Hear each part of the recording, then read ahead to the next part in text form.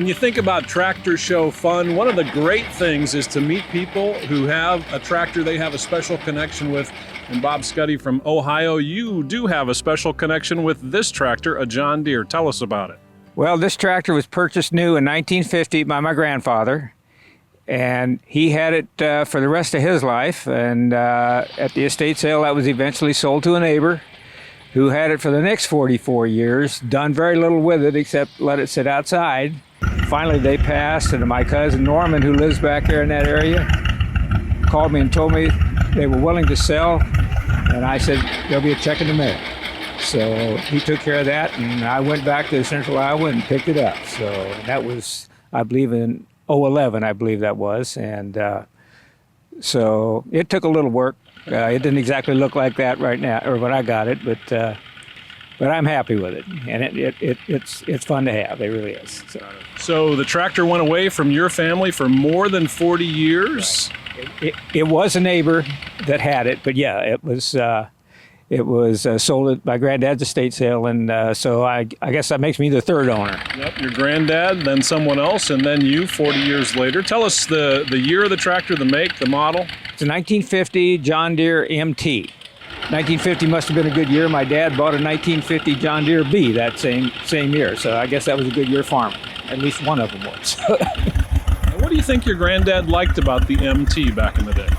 Well, he had a small farm. He had, I believe it was 60 some acres. It was, and it was a good fit for him for that. He had a GP that he traded in on that. Yeah, this was a big step up for him, he thought, and yeah, he was tickled to death with it. I know that. Probably the first tractor I ever drove. I would have been like 6 years old when he got that, and I probably sat on his lap and drove it. Didn't do the clutch, but drove it, and that was probably the first tractor I ever drove. So you have some strong memories of your granddad on this tractor. Oh yeah. Used to be my job. We put up hay in the barn and bales, and we pulled it up with a rope. And after I got old enough, we didn't use the horses anymore to pull the hay up. I drove the tractor on the rope. So I have fond memories of that. Yeah. So. And I'm guessing that this was probably the first tractor he had that he didn't have to spin the flywheel to get it going. Absolutely, yeah. But I know he was tickled with it. He really was. Now, John Deere two-cylinder sound, does that kind of get in your blood a little bit? Yeah, it does. I've got a whole collection of them. I've pretty much got all of the two-cylinder John Deeres with the exception of the big diesels. I don't have any of those, but I got the fever. Well, that's good. That's good. You got John Deere green fever. You think the MT was pretty popular back in the day for small farmers in Iowa and other states like that? Probably was, because there's quite a few of them around. You know, there's some models you don't see too many of them, but there are quite a few MTs around, and it's not rare by any stretch. So, yeah, I'm sure it was pretty popular with them at that time. You know. And when you got a hold of your granddad's MT, what did it look like, and how much work did it take to get it looking the way it does now? Well, there wasn't much left of the engine. It was full of water.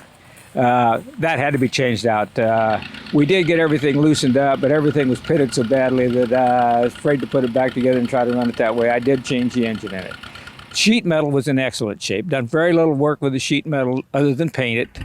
It took a lot of work, but it was worth it. So. And now is the MT kind of a fun tractor to drive, easy to get where you want to be?